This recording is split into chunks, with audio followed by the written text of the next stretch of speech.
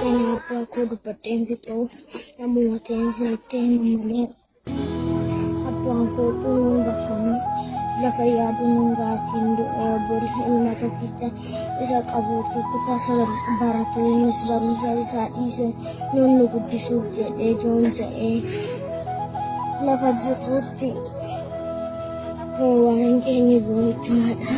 Abbaan keenya Oromoof jedhee du'ee waa isaa akka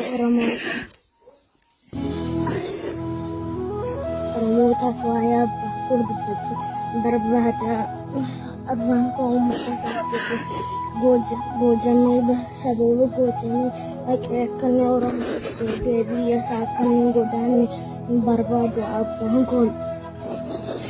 Abbaan koo sababa boojamee dhaqee irraa ijoollee shan taa'ee dhaqee wareegame. Abbaan koo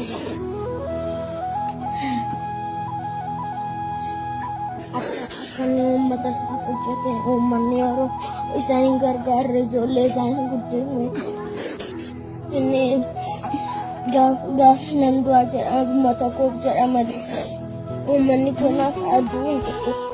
Abbaan keenya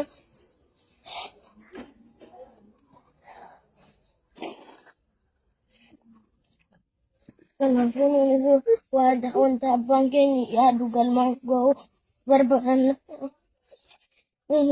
Dhala koo naa guddistaa jedhee wanta ta'eef akka nu guddisaniif obboleessi keenya utuu kutaa 9 baratu nu guddisuuf jedhee barumsa isaa dhiisee isaanii akka abbaa keenyaattis nu guddisummoo diinni isaa ajjeesuuf yaaddii isas bakka akka abbaa isaa ajjeettee isas ajjeesuuf jettee